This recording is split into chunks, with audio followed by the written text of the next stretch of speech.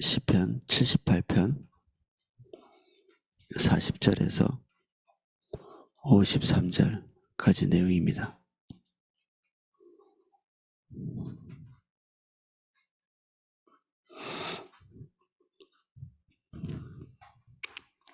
제가 내용을 읽어보겠습니다. 그들이 광야에서 그에게 반항하여 사막에서 그를 슬프시게 함이 몇 번인가. 그들이 돌이켜 하나님을 거듭거듭 시험하며 이스라엘의 거룩하신 이 일을 노엽게 하였도다. 그들이 그의 권능의 손을 기억하지 아니하며 대적에게서 그들을 구원하신 날도 기억하지 아니하였도다. 그때에 하나님이 애굽에서 그의 표적들을 소환들에서 그의 징조들을 나타내사 그들의 강과 시내를 피로 변하여 그들로 마실 수 없게 하시며 쇠파리 떼를 그들에게 보내어 그들을 물게 하시고 개구리를 보내어 해하게 하셨으며 그들의 토산물을 황충에게 주었고 그들의 수고한 것을 메뚜기에게 주셨으며 그들의 포도나무를 우박으로 그들의 뽕나무를 서리로 죽이셨으며 그들의 가축을 우박에 그들의 양떼를 번갯불에 넘기셨으며 그의 맹렬한 노여움과 진노와 분노와 고난 곧 재앙의 천사들을 그들에게 내려 보내셨으며 그는 진노로 길을 닦으사 그들의 목숨이 죽음을 면하지 못하게 하시고 그들의 생명을 전염병에 붙이셨으며 애굽에서 모든 장자 곧 함의 장막에 있는 그들의 기력에 처음 것을 치셨으나 그가 자기 백성은 양같이 인도하여 내시고 광야에서 양떼같이 지도하셨도다. 그들을 안전히 인도하시니 그들은 또 두려움이 없었으나 그들의 원수는 바다에 빠졌도다. 아멘. 40절입니다. 그들이 광야에서 그에게 반항하여 사막에서 그를 슬프시게 함이 몇 번인가. 40절에 반항했다. 이 말은 그 마라라는 단어입니다. 마라는 우리가 그 민수기에 보면 그 어떤 광야에서 이렇게 물샘이 있었는데 그 물이 쓴맛이 났기 때문에 그 쓴맛이 나는 그 물을 마라라고 이렇게 얘기한 게 이 단어하고 똑같거든요. 쓰다라는 뜻이죠. 우리 룻기에 보면 나오미가 고향으로 돌아올 때 기쁨이라는 뜻의 이름을 가지고 있던 나오미에게 나오미가 온다 이렇게 했더니 내 이름은 이제 기쁨이라고 부르지 마라. 나의 이름은 마라다. 마라. 이게 쓰다라는 뜻이거든요. 여기에 있는 40절에 나오는 반항, 이게 마음 자체가 쓴 것입니다. 마라라는 단어와 똑같은데 그들이 쓴 마음을 가지고 하나님 앞에서 반항을 했기 때문에 하나님께서 행하신 모든 일에 대해서 분명한 통찰력을 갖지 못하고 그 통찰력을 가지고 있어야 하나님께서 기대하시는 대로 반응을 할 수 있거든요. 그 로마서나 출애굽기에 바로에게 붙여져 있던 그 딱 표현대로 강팍해야 되거나 또는 감사치 아니하기 때문에 하나님께서 자기 마음대로 할 수 있도록 내어버려 두신 이런 상태가 되기 딱 쉬운 그게 마라죠. 우리의 마음에 쓴. 마라의 반대 말은 감사라고도 볼 수 있습니다. 하나님께서 행하신 모든 일들에 대해서 하나님의 의도를 왜곡하지 않고 선함으로 받아들이는 거죠. 나에게 나쁜 일인 것 같은데 어떻게 선을 말할 수 있습니까? 이렇게 얘기할 수 있는데 하나님은 우리를 향해서 악한 일을 행하시지 않습니다. 하나님은 본체가 선한 분이시기 때문에 그분이 행하시는 일 중에 악은 없는 거죠. 그래서 하나님께서 우리를 향해서 도장 찍고 그것이 선한 느낌을 주든 아니면 고통스러운 느낌을 주든 다 하나님의 선을 우리가 믿어야 되죠. 환경을 통해서 주님 보지 말라고 하잖아요. 우리가 헨리 블랙가비 목사님 쓰신 책 하나님 경험하는 삶, 그 책의 어떤 한 부분에 보면 헨리 블랙가비 목사님이 자기 딸이 암에 걸려서 암투병을 하는데 쉬운 일이 아닐 거고 목숨도 거기에 달려있는 것이고, 그런 과정을 겪어오면서 한 가지 붙들었던 게 치유에 대한 어떤 확신, 믿음이 아니고 하나님께서 절대적으로 선하시다는 사실을 잃지 않는 거였습니다. 하나님은 사랑이시고 선이시고 우리에게 악한 일을 계획하시거나 실행에 옮기시지 않는다는 사실을 이해하는 거였죠. 우리도 우리에게 닥치는 일들이 악을 포함하고 있다, 이렇게 보면 우리는 하나님께 불손한 자세를 가지고 있다고 볼 수 있죠. 주님은 우리에게 절대 선을 베풀고 계시는 분이십니다. 이스라엘도 똑같았겠죠. 하나님께서 이스라엘에게 행하시는 모든 일들이 다 선이었죠. 그리고 선일 뿐 아니라 여기에 이집트에서 행하신 하나님의 일보다 월등히 높은 의미와 뜻을 가지고 있었습니다. 징계라는 말로 표현되고, 우리 여주 목사님 쓰신 하나님과 동행하는 삶 그 책에 봐도 그 동행이라는 말, 징계라는 말이 우리가 기쁨으로 받아들여야 된다.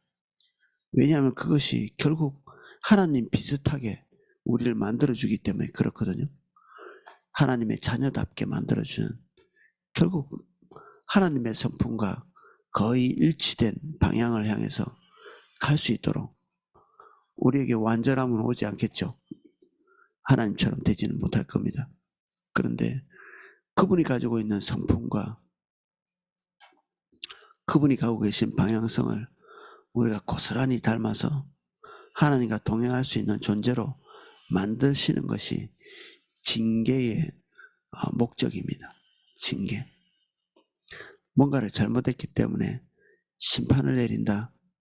이집트에서 행한 우리가 오늘 읽었던 이런 본문처럼 무시무시한 징벌적 차원에서의 재앙이라고 보다는 하나님의 비전과 뜻을 포함하고 있는 고통이죠. 그래서 고통이라는 측면에서는 이집트나 이스라엘 백성이나 다를 바가 없을 수 있습니다. 근데 그 목적의 크심은 하나님의 백성에게 월등히 높은 거죠.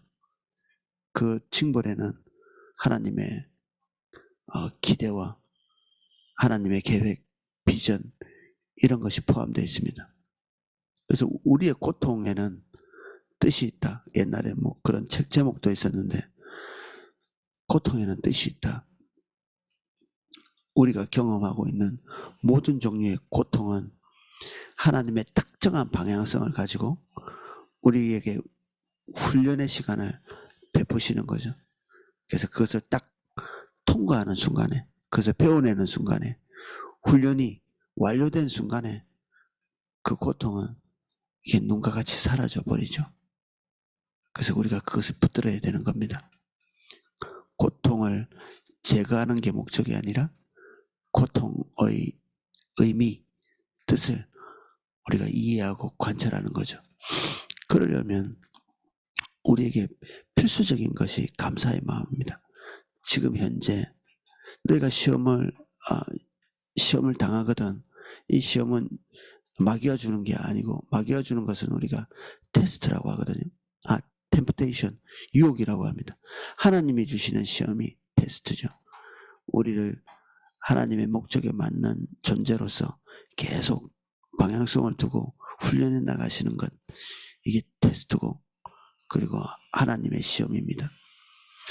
그렇게 하나님의 시험이 우리에게 오는 것을 우리가 인식하는 순간에 우리가 해야 될 일은 온전히 감사하는 것입니다. 어려움에도 불구하고, 힘든 상황이 벌어지고 있음에도 불구하고 감사, 거기에는 하나님의 깊은 의도가 있기 때문에 그런 거죠. 오늘 좀 더 확장해 보자면, 이집트에서 내리신 그 고통스러운 징벌도 어떻게 보면 한 방향성, 이집트를 향해서 가지고 계신 하나님의 긍휼의 표현이라고 볼 수 있죠.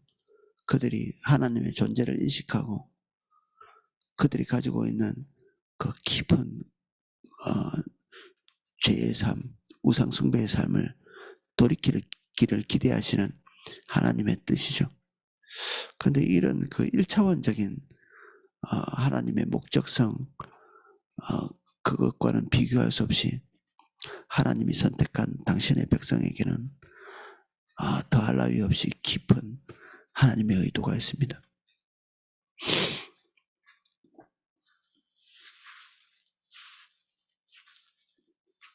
그래서 고통에 대해서 쓴 마음을 가져서는 안 되겠습니다. 고통이 쓴 마음으로 반응하게 되면 하나님의 목적까지 갈 수가 없습니다.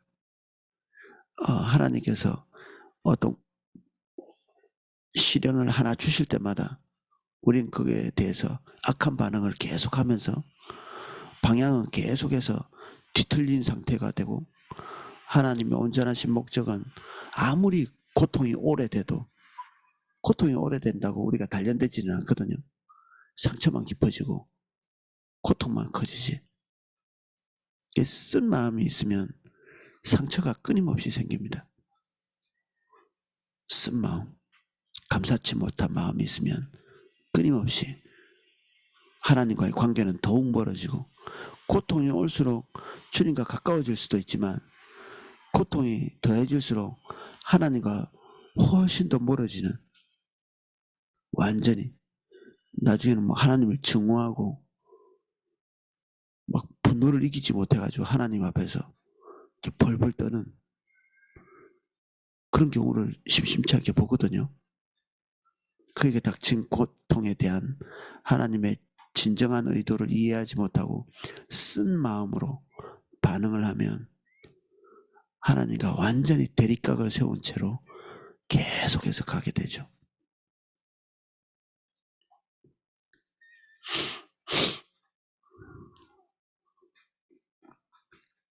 그들이 돌이켜 하나님을 거듭거듭 시험하여 이스라엘의 거룩하신 이를 노엽게 하였도다. 오늘은 53절까지만 보는데 내일 할 것까지 포함하면 이 이스라엘 백성들이 이집트에 있을 때의 1세대뿐 아니라 그 다음 세대 가나안에 들어가고 광야에 들어가서 하나님의 인도를 따라갔던 그 두 세대 모두, 이전 세대와 그 다음 세대, 그래서 여기 거듭거듭은 여러 차례 하나님을 실망시켰다, 이런, 제가 그 뜻을 읽었다가 추석을 보니까 제가 오해가 풀렸는데, 이게 거듭거듭 1세대도 하나님을 배반하고 2세대도 하나님을 배반하는, 그 전 세대가 하나님 앞에서 품었던 딱 그 자세와 그 태도를 고스란히 다 가지고 있는 거죠. 이게 부모가 뭔가를 잘못하면 자녀들이 그것을 보고 이 반면교사로 삼아서 잘하는 게 아니고, 부모가 했던 방향성, 그것을 그대로 가져와서, 상황은 바뀌죠. 당연히 한 세대는 광야에 있었고 이집트에 있었고, 한 세대는 가나안에 들어가서 또 완전히 다른 환경에 있었지만 반응하는 방식은 똑같이 하나님을 분노케 만드는 그런 처지에 있게 되는, 아주 이게 나쁜 케이스죠. 이게 그래서 아브라함이 자기 부인을 누이라고 속여서 자기 목숨을 부지했던 그 실수를 이삭이 반복하잖아요. 그래서 부모가 어떤 실수를 하면 자녀도 똑같이 그런 실수에 반복해서 노출되게 됩니다. 부모가 자기 뜻, 자기 탐욕, 자기 사사로운 것에 온 삶을 몰두해서 살아가면 자녀들도 똑같이 그 길로 가게 돼 있습니다. 신기할 만큼 똑같은 범죄를 반복해요. 똑같은 범죄를 계속해서 끊임없이. 돈의 목적성을 두고 가면 자녀들도 똑같이. 성적으로 넘어지는 경우에 부모가 넘어지면 기가 막혀도 그렇게 하지 말라고 했는데도 이 자녀들도 성적으로 이렇게 넘어지고,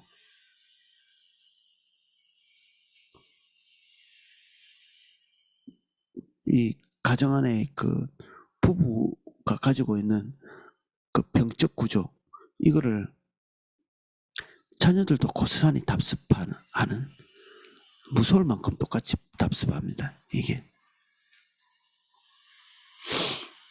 이스라엘 백성들이 거듭거듭 하나님 앞에서 하나님을 시험하고, 이게 자기 목적성을 가지고 있기 때문에 하나님을 시험하는 거거든요.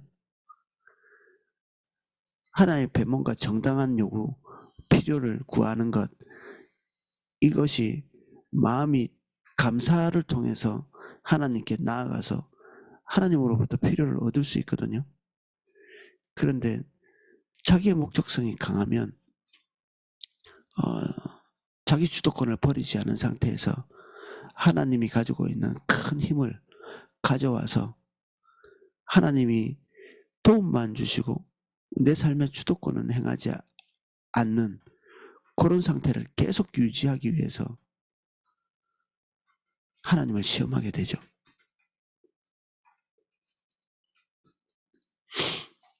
똑같이 하나님께 기도하고 있는 사람도 그 주도권을 내가 계속해서 유지하는 데 목적이 있는 사람도 있고, 주님께 의탁해서 자기의 삶 전체를 주님께 맡겨놓고 있는 그런 종류의 사람도 있죠. 비슷하나 중심의 출발이 완전히 다른 곳에서 출발하기 때문에 그 표면적인 어떤 행동을 가지고 금방 이렇게 알기가 어렵습니다.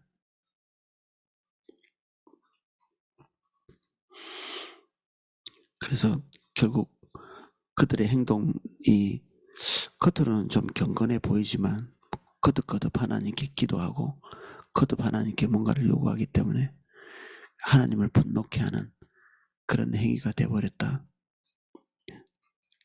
본인 세대도 그 다음 세대도 하나님의 분노를 피하지 못하는 이스라엘 백성이 그렇게 되어버렸습니다. 그때 하나님이 애굽에서 그의 표적들을, 소환들에서 그의 징조들을 나타내사 그들의 간과 시내를 피로 변하여 그들로 마실 수 없게 하시며, 이런 재앙들은 하나님께서 그의 표적이라고 이렇게 표현해놨죠. 나야, 이런 얘기입니다. 표적이라는 말은 내가 지금 너희들에게 나타났다, 이게 표적입니다. 하나님의 행하심을, 이거는 그냥 우연찮게 일어나는 일이 아니라 내가 지금 너희 가운데에서 역사하고 있어 라는 것을 나타낼 때 사인, 이렇게 표적, 이런 말을 쓰거든요. 우리가 최근에 여러 나라에서 지금 중대하게 큰 일들이 벌어지고 있는데, 이런 일들이 그냥 우연찮게 벌어지는 것이 아니라 하나님이 그 국가 가운데 내가 여기 살아있고 너희들 주목하고 있고 보고 있고, 그런 것들을 자기 자신을 노출시키는 거죠. 자기 자신을 노출시키는 것. 이 다른 말로는 계시라는 말도 쓸 수 있고, 하나님께서 자기 자신을 드러내시는 거죠. 이집트에서 하나님께서 행하신 그 징벌들은 그들이 믿고 있는 신들에 대한 징벌인데 그들은 다 거짓된 신이고 내가 너희들의 진짜 신이다. 너희들의 진짜 하나님이다. 이거를 드러내시는 겁니다. 알만한 것이 우리 마음속에 일어나는 그런 어떤 시점이 있습니다. 아, 이게 하나님이 행하시는구나. 문득 이렇게 딱 들어오거든요. 근데 이거를 우리가 쉽게 짓밟습니다. 쓴 마음이 있는 사람들은 한순간 아, 이게 하나님과 연관된 일이야라는 인식이 들어올 때마다 쓴 마음으로 반응해서 불평, 불만, 하나님께 감사치 않음 이런 것으로 반응하죠. 인식은 있으나 감사는 하지 않는. 그래서 애굽인들과 똑같은 처지가 됩니다. 믿는 자임에도 불구하고 좋은 반응을 할 수가 없는 거죠. 당연히 좋은 열매도 그 시험의 목적도 달성하지 못합니다. 그냥 고통일 뿐이죠. 고통일 뿐인. 하나님의 자녀로서 징계일 수도 있었는데 그 징계가 내가 올바른 반응을 하지 않음으로써 심판이 되어버린.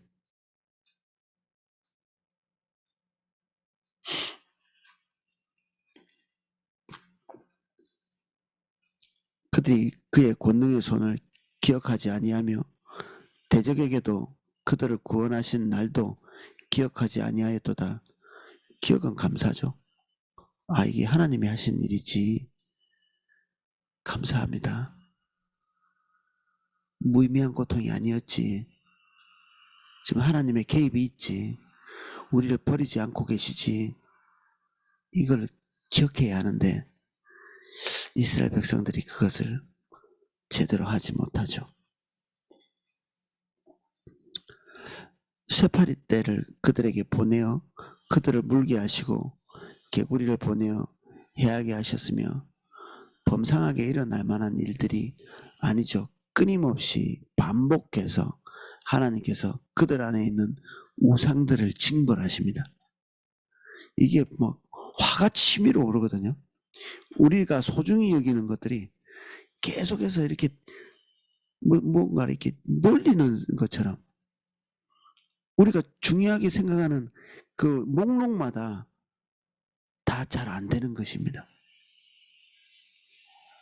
내가 자식도 중요하고 내 사사로운 일, 내 부모 일, 내 경제적인 일, 내 명예 다 나에게는 너무 중요한 일인데 하나님이 그 모든 것들을 아니 이게 너의 제 1순위가 돼서는 안 되는데 이것도 네 1순위가 돼서는 안 돼. 이것도 네 1순위가 돼서는 안 돼. 우리가 가지고 있는 우상의 제목마다 하나님보다 더 소중하게 여기고 있었던 것들에 대한 우리의 자세와 태도를 계속 건드려 가시죠. 이렇게 하나만이 아니기 때문에 끊임없이 이집트에 있는 모든 사람들이 이것이 나의 목적을 이루어 줄 거라고 생각하는 모든 종류의 우상들 이 10가지 재앙이 그 모든 것들을 함축하고 있는데 그 중에 하나만 샘플로가 아니라 그 모든 것들을 하나하나 집요하게 그것이 너희들의 우상이 될 수 없어. 제1목적이 될 수 없다.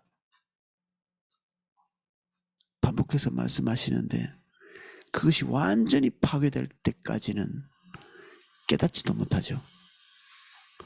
이게 무너지면 또 다른 걸 붙잡고 그것이 무너지면 또 다른 것을 붙잡는 이집트처럼 내게는 아직도 남은 카드가 있어 뭐 이런 거죠. 내게는 아직도 남은 카드. 이게 안 되면 이걸 통해서 저게 안 되면 저걸 통해서 그런 것들이 다 하나하나 꺾이는 것이 10가지 재앙들이 나타나는 것입니다. 밖에서부터 점점 안으로 타고 들어오고 있죠. 뭐 우리는 어떤 것은 단념할 수 있습니다. 단념할 수 있는 것은 우리에게 중요도가 떨어지는 거죠. 단념할 수 있는 것부터 시작해서 단념하기 어려운 대로 서서히 심판은 다가오죠. 그래서 내가 절대 단념할 수 없는 것까지 하나님께서 그것을 부러뜨리십니다. 바로는 장자가 죽고 나서 모든 것이 다 부러진 듯 했습니다.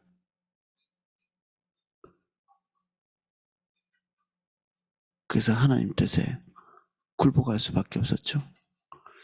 이것은 훈련이 아니었습니다. 그의 반응 때문에 훈련이 아닌 거죠. 그냥 하나님이 죽이신 거라고 볼 수 있습니다. 바로를. 왕으로서의 바로. 다 죽은 것입니다. 이 이집트의 신하들이 그런 얘기 하잖아요. 바로의 권위에 도전하는 모습을 보입니다. 왕이시여, 지금 이 나라가 아직 망한 걸 모르십니까? 그런 말을 뭐 바로에게 할 수 있습니까? 근데 바로가 너무나 올바르지 않은 판단을 반복적으로 하니까 신하들이 그런 얘기도 하잖아요. 지금 나라 다 망했습니다. 이 얘기는 당신이 이제 옛날의 그 왕이 아닙니다. 당신 다 잃어버렸습니다. 아무것도 없습니다. 지금 남아있는 거 아무것도 없습니다. 빈 껍데기만 있는 나라. 하나하나 다 하나님으로부터 징벌을 받아서 껍데기만 덜렁 남아있는 거기에 당신은 옛날에 그런 모든 것이 다 있었던 그런 왕이 아니라는 사실을 일깨워주죠. 스스로 깨닫지 못하니까 아래에서부터 우리가 우리의 방향성을 제대로 잡지 못하면 우리보다 못한 사람이 그걸 깨닫게 합니다.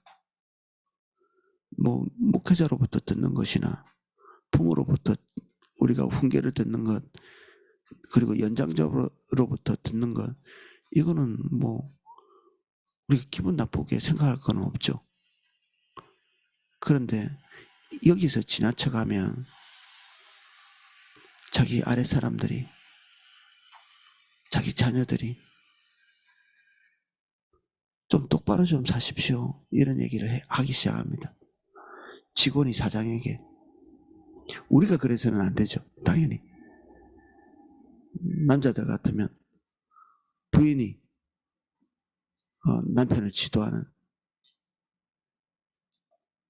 이 남편은 하나님의 어떤 뜻을 가족에게 알려야 될 책임이 있는데 그가 하나님의 뜻대로 제대로 가지 못하니까 권위 아래에 있는 아내나 권위 아래에 있는 자녀들이 훈계를 하는 거죠. 방향을 제대로 못 잡고 있는 가장에게 마치 신하들이 바로에게 정신 차리라고 하는 것처럼, 여기까지 가면 우리가 엄청나게 많이 주님을 떠나간 것입니다. 내 영향력 아래에 있는 사람들에게 하나님의 길을 지도할 수 없을 만큼, 오히려 그들이 나를 지도해야 될 만큼 되었다면 너무 많이 옆으로 간 것이죠.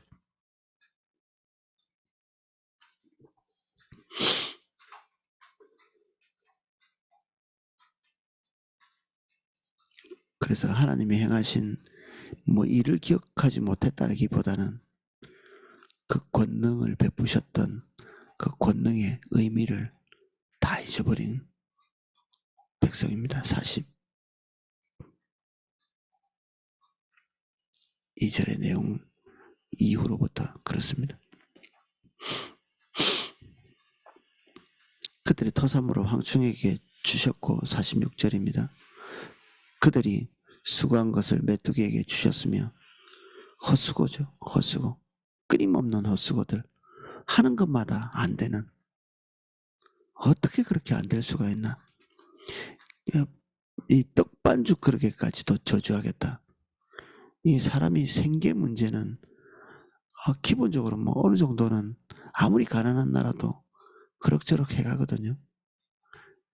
근데 이 대한민국에서 쌀 살 돈이 없을 만큼 가난해질 수도 있습니다.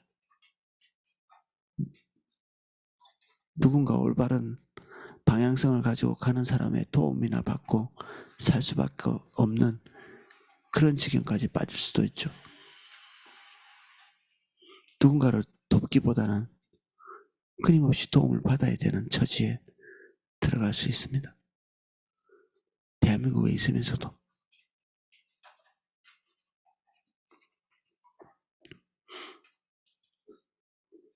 그래서 많이 벌어봤자 소용도 없고 앞에서 벌어서 뒤로 빠진다는 그 세속의 말처럼 딱 그런 경우죠. 분명히 버는 거는 그럭저럭 버는데 손에 남는 것이 없는 상태. 이게 계속 반복해서 가죠.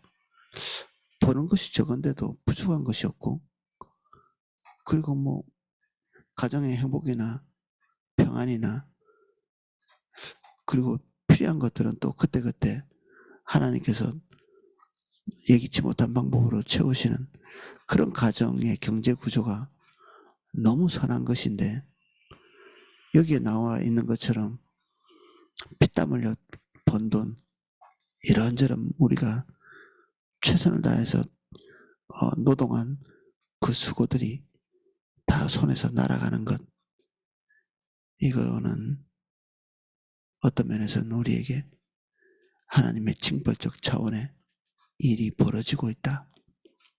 그렇게 봐야 됩니다. 그냥 되는 일은 없습니다. 그냥.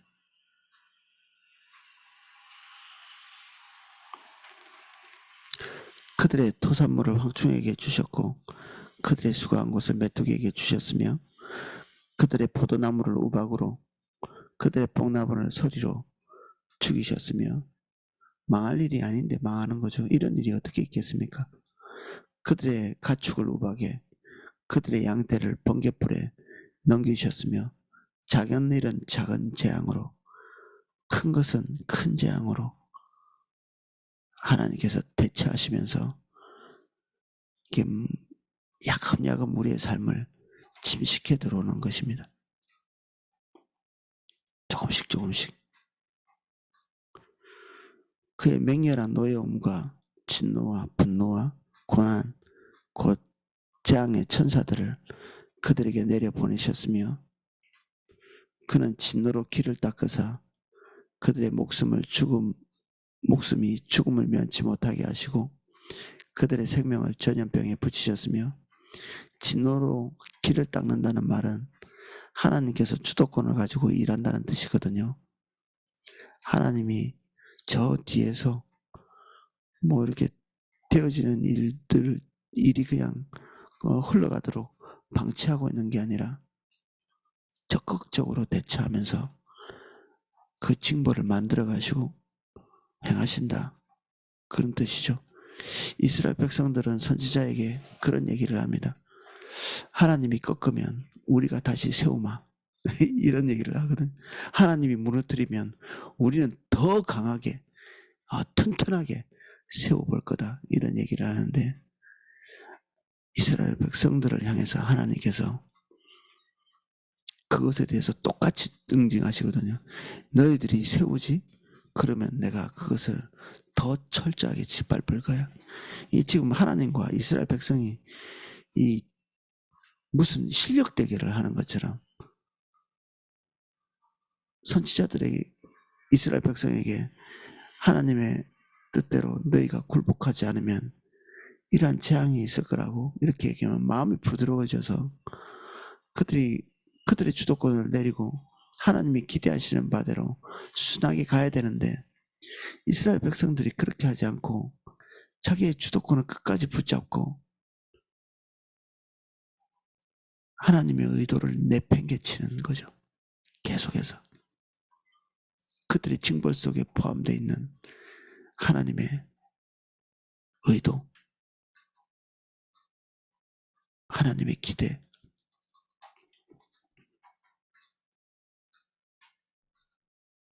그래서 마음이 점점 단단해지고 딱딱해져가는, 이게 첫 출발, 은혜가 잠깐 보였을 때 반응하지 않았기 때문에 관성처럼 정말 몹쓸 지경까지 갔는데도 우리의 중심이 돌이켜지지 않는,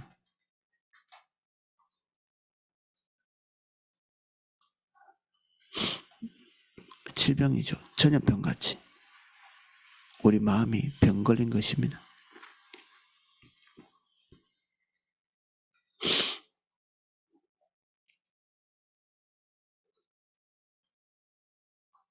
그들의 생명을 전염병에 붙이셨으며 본인이 전염병으로 죽을 뿐 아니라 그 공동체 전체를 똑같은 질병에 걸리게 할 수 있습니다. 이 전염병이 그런 거잖아요.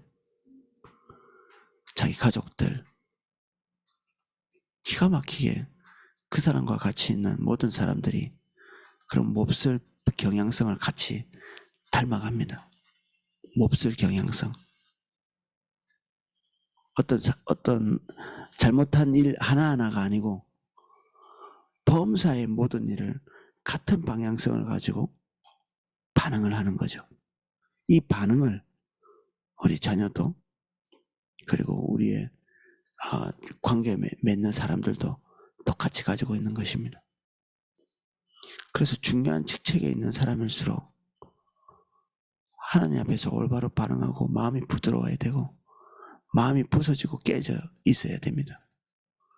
마음이 단단한 리더가 자기 고집을 부리면서 계속 하나님과 대립한 관계에 있으면 그 밑에 있는 모든 영향력 아래 있는 사람들도 그 방향성을 가지고 반응하게 돼 있죠.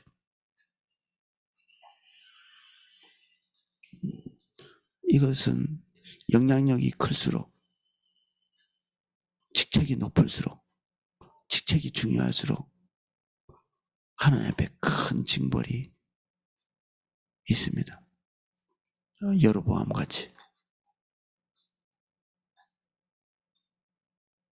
한 개인이 하나님을 떠났다. 이것도 물론 나쁜 일이지만 본인으로 인해서 본인이 영향력을 행사하는 그 영역 전체가 오염되도록 했다. 무서운 일이죠. 이게 너무 무서운 일입니다.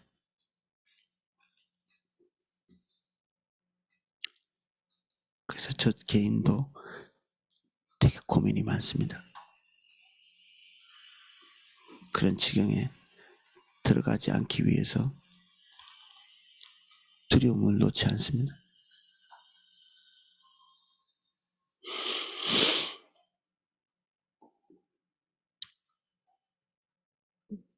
애굽에서 모든 장자 곧 함의 장막에 있는 그들의 기력에 처음 것을 치셨으나 함은 셈, 함, 야벳, 우리 노아의 자손들인데, 함은 민족적으로 얼굴이 좀 검은 사람들, 흑인들을 얘기하죠. 이걸 거꾸로 얘기하면 이집트 사람을 얘기하는 겁니다. 이집트 사람은 얼굴이 검고 요셉이 총리를 하고 있을 때, 그때 한때는 이 얼굴이 하얀 아프리카 토종의 사람이 아니고 중동에 있는 지역에 있는 사람들이 거기에 전쟁을 벌여서 한때 통치를 했던 적이 있습니다. 그래서 요셉에 대해서 호의를 가지고 총리로도 세우고 했죠. 그런데 모세 시대에 그 이집트는 다시 아프리카 토종의 그 민족들이 정권을 잡고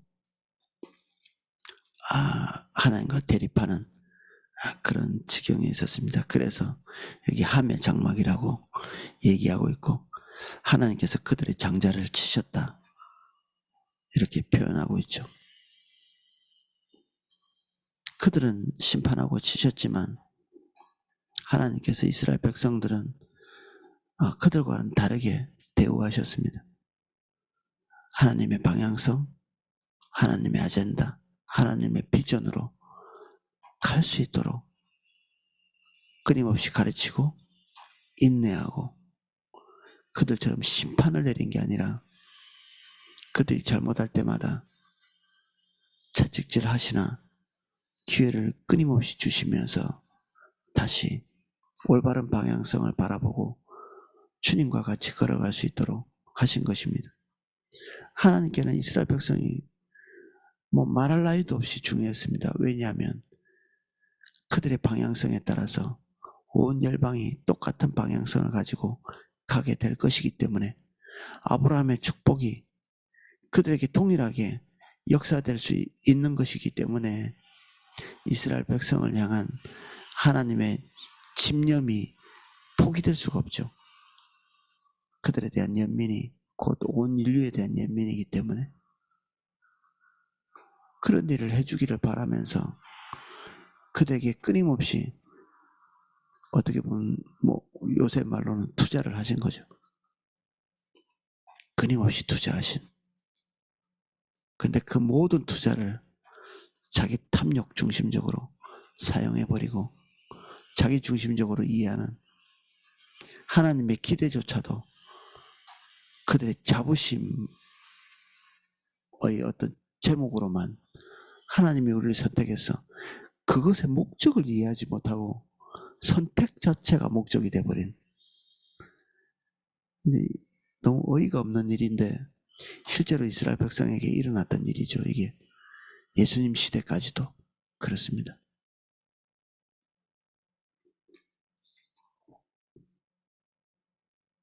그가 자기 백성을 양같이 인도하시어 내시고 광야에서 양떼같이 지도하셨도다.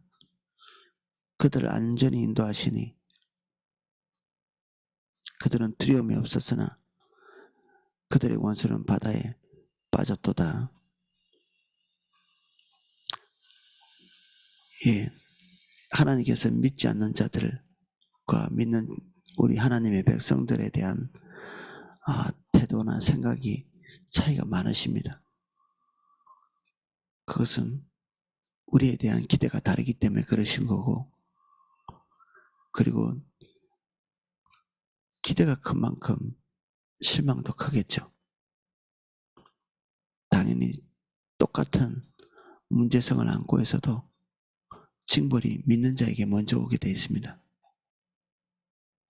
세상을 심판하기 이전에 당신의 백성들에게 기대했던 바가 있기 때문에 하나님의 백성들을 먼저 교정하시죠. 하나님께서 우리에게 문득 보이실 때 놓쳐서는 안 됩니다. 그걸 놓치면 끝내는 모든 것을 다 놓치게 됩니다. 언뜻 생각난다면 그 자리에서 가던 길을 멈추고 주님 보아야 합니다. 우리가 마음이 서서히 단단해져 가고 있으면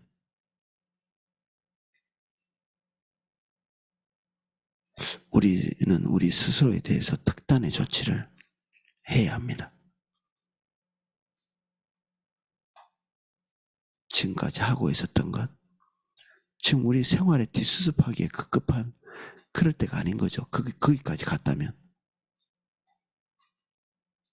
우리 자식 문제, 우리 경제 문제 이런 거 수습하는데 에너지를 낭비할 수 있는 그런 여지가 없습니다. 만약에 진짜 거기까지 갔다면 모든 것을 다 내팽개치고서라도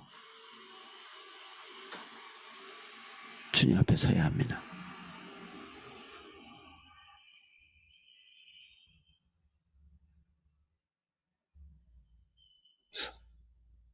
어떤 분들은 어쩌면 마지노선에 서 있을 수 있습니다. 이미 마음이 많이 굳어 있고, 우리 주변에도 그런 분이 있을 수 있습니다. 그래서 굳어져 오고 있는 어떤 사람들, 그리고 나 자신이 한 부분적으로는 그럴 수 있거든요. 굳어진 부분이 있다면 빨리빨리 처리해야 됩니다. 오늘은 여기까지 살펴보겠습니다. 지금 우리는 하나님으로부터 끊임없이 깨달음의 선물을 받습니다. 반짝반짝 한순간 한순간 문득문득 하나님의 길이 생각나고 우리는 우리의 영혼을 내려놓지 못해서 그 하나님의 방향성이 한 번, 두 번, 세 번 묻어집니다. 오늘 우리가 그러한 길에 서 있다면 우리 스스로를 겸비하고 우리 가던 길을 바꿀 수 있게 해주십시오.